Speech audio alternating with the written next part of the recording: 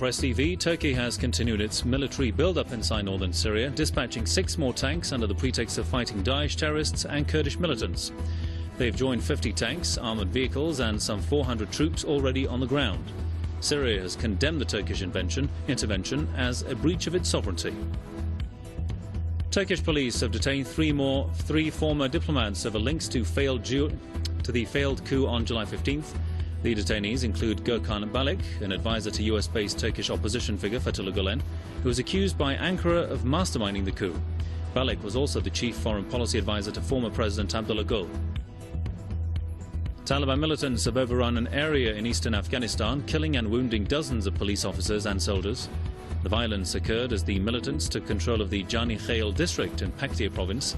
A local official says security forces pulled out of the district after fierce fighting with the militants overnight. A US drone attack in southern Afghanistan has killed 22 local soldiers. Officials in Helmand province say the victims were in Taliban custody when the strike hit the militants' position. The Taliban have issued a statement saying their captives plus 3 of their members lost their lives in the raid.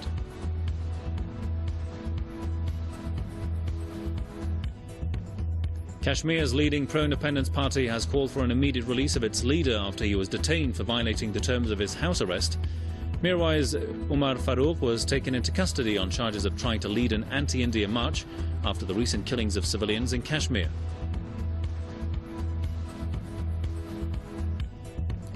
Italy is observing a day of national mourning for the victims of Wednesday's devastating quake that rocked the country's centre. Rescue operations in some of the quake-stricken areas have been called off as hopes for finding more survivors are fading. The death toll currently stands at 290.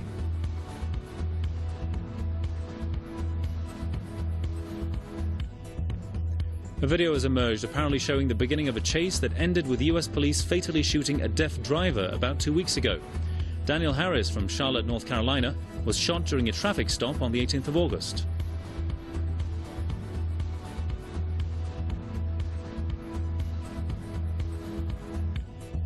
And Australians have hit the streets of Melbourne to demand the closure of controversial offshore detention centres on Nauru and Manus Islands. Protesters call for the detainees to be moved to Australia. The protest follows the publication of data showing rights violations at the detention centres, including child abuse. Those are the latest here on Press TV.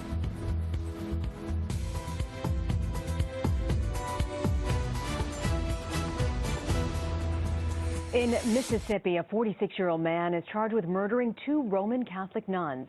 They were found inside their home Thursday, apparently stabbed to death. Kenneth Craig has the latest on the case that shocked the nation. Authorities in small-town Durant, Mississippi say just about everyone knew beloved sisters Paula Merrill and Margaret Held, seen in this video doing what they loved. The nuns worked as nurses at a clinic for low-income residents in the poorest county in the state. Sister Susan Gatz knew the women for decades. These were people, and they treated everybody with dignity. They treated everybody with that care and compassion. Their murders have left this community stunned. Police say it does not appear that robbery was the motive, but they did say they quickly zeroed in on 46-year-old Rodney Sanders. They're now investigating why he allegedly went to the women's home and stabbed them. Late Friday, Sanders was arrested and charged with 2 counts of capital murder. He's been described as a drifter and has served prison time in Iowa. Police discovered the women's bodies Thursday and later one of their stolen cars when they didn't show up for work. Durant Assistant Police Chief James Lee. I'm sure our community is completely devastated and grieving. And now struggling to understand how something so horrific could happen to 2 women who dedicated their lives to helping others. And police also told me this is the kind of area where many people leave their doors unlocked. In this case, there were no signs of a forced entry or a break-in, Rena. It makes it even more sad. Heartbreaking. Thank you so much, Kenneth. Start here with 2 developing weather stories. Yeah, look at the map. It's busy out there in the tropics this morning. There's a disturbance heading toward Florida. It's been getting a lot of attention in the media in recent days. In a minute, Rob's going to break down how bad this thing will or will not be. And then overnight, a wave of storms hitting downtown Kansas City, Missouri, triggering flash floods. Several people had to be rescued. Yeah, look at this picture posted by a diner at a local restaurant. Floodwaters outside, the power out inside, and a candlelight dinner there. And let's get it over to Rob, who's got all your weather covered this morning. Hi, Rob. Good morning, Paula. Yeah, some of that heavy rain hitting right in the entertainment district of Kansas City. The radar estimate showing over 6 inches of rain in just a couple of hours. This is one of many cities, it seems like, in the past month that's been getting hit with flash flooding during the overnight period. And that's exactly what happened in the last 12 hours, causing chaos across Kansas City. Overnight, a flash flood emergency in Kansas City. The storm leaving roads impassable and creating lakes in parking lots. Nearly 7 inches of rain forcing the city to shut down in some areas. The rushing water waist high, swallowing everything in its path.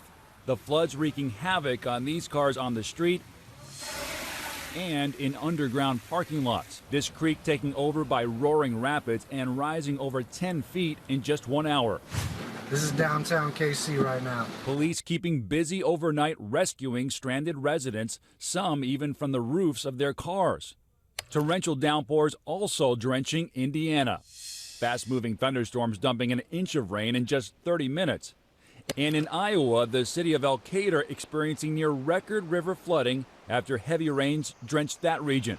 The Turkey River cresting at 22.5 feet. So much humidity in the air this time of year, so all you need is a trigger to get some of that moisture to dump out of the sky rapidly. That's what happened last night. Unfortunately for Kansas City, we've got another batch of rain with some thunderstorms embedded in this about to roll through this area, and then the batch that rolled through Kansas City now heading towards Springfield, and also I think Chicago will probably see some wet weather this morning. All right, tropics. We've got 4 circles on the map. Gaston here shouldn't be a bit of an issue that'll bypass Bermuda, but there's an area of disturbed weather just south of Bermuda. We're watching that. This is the one that's been getting a lot of attention the past few days because we really thought it would develop into something and then make a run at Florida. Thankfully, it hasn't really done that, but it is going to make a run at the Gulf of Mexico. About a 20 to 40% chance of this developing over the next couple of days. Once it gets into the Gulf of Mexico, for Florida, though, in the next 48 hours, just going to be some heavy rainfall. So we could see 3 or 4 inches of rainfall across parts of southern Florida. And then this disturbance here just south of Louisiana, that's going to trigger some rain across an area, obviously, that doesn't need any more rainfall. Hopefully, most of the heavy stuff will stay across the immediate coastline and in through parts of southeast Texas. So a lot of activity across the Gulf of Mexico, guys, and we'll certainly be monitoring this and more throughout the show. Here at home with a major break in the murder case stunning a small community in the South. Police arresting a suspect for the stabbing deaths of 2 nuns in Mississippi. The nuns dedicating their lives to helping the sick and the poor. ABC's Eva Pilgrim on the mystery behind the motive. Tonight, 46-year-old Rodney Earl Sanders is behind bars for the gruesome murder of 2 nuns in Mississippi, charged with 2 counts of capital murder. But the question still remains, what led to this brutal crime? We're all in this together, and we're going to find out what happened.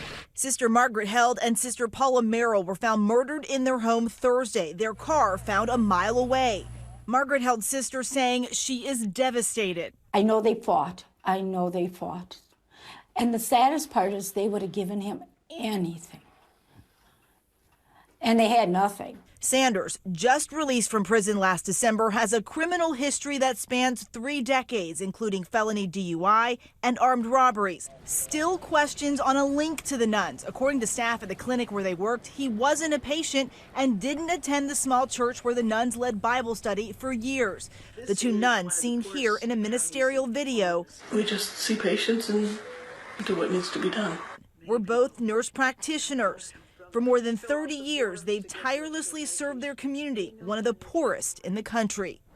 The capital murder charge means Sanders could face the death penalty. That is something prosecutors will have to decide at a later date. Cecilia? Okay, Eva, thank you. This is AP News Minute.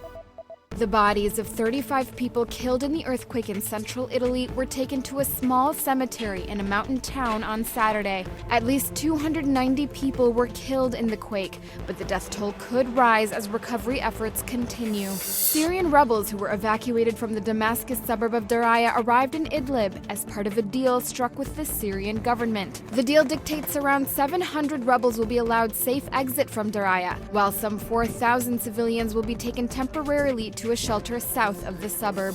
Donald Trump is receiving criticism for a tweet he sent after NBA star Dwayne Wade's cousin was fatally gunned down near a Chicago school. Trump mentioned the incident on Twitter and asserted African Americans will vote Trump. Some have criticized Trump's record with black voters, accusing him of trying to appeal to them too late. A pair of stranded U.S. Mariners put out a signal for help and were noticed. The two Mariners wrote a giant SOS message in the sand of an uninhabited island in Micronesia, Hawaii. A U.S. Navy aircraft flew over the message and made the rescue on Friday. Noreen Nasser, Associated Press, with AP News Minute.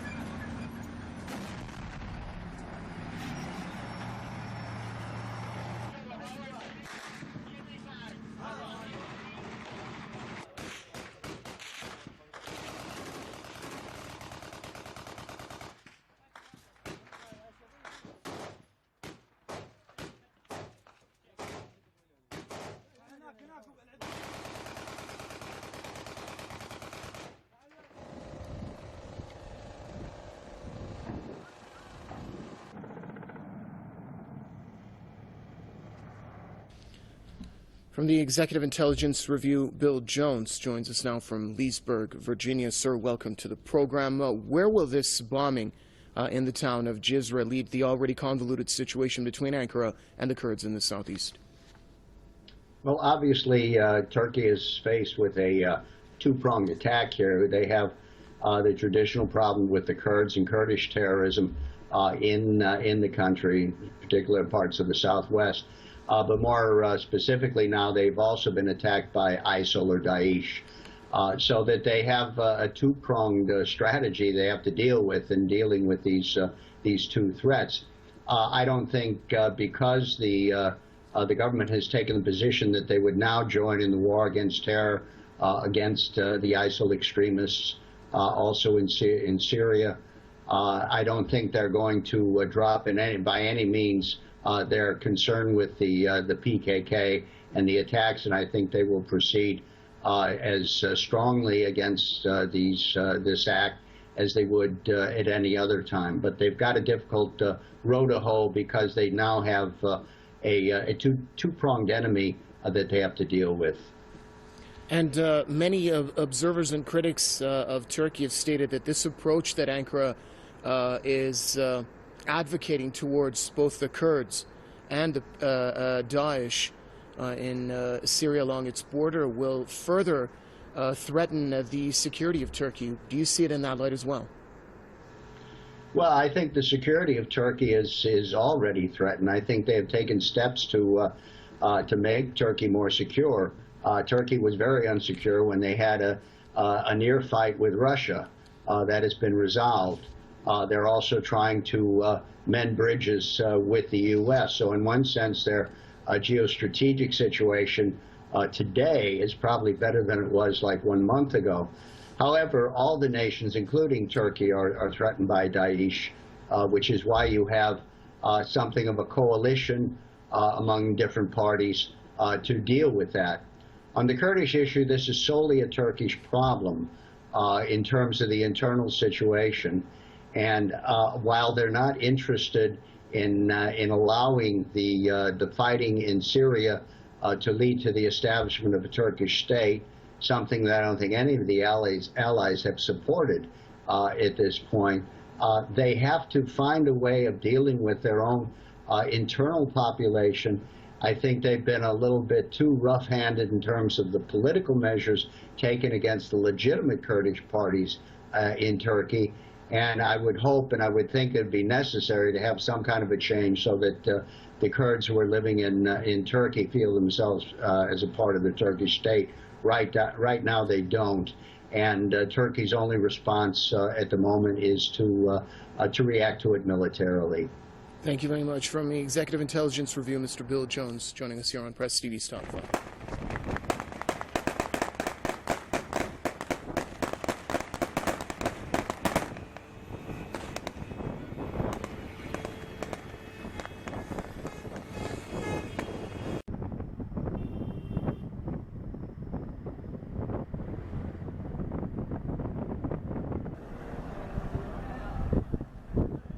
directement ولحد الآن ماني مغادر.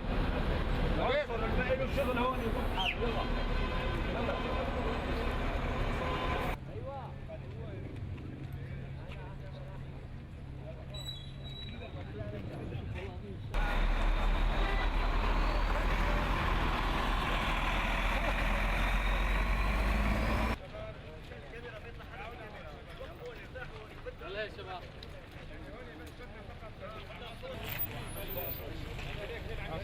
واقف لا تفتح معنا.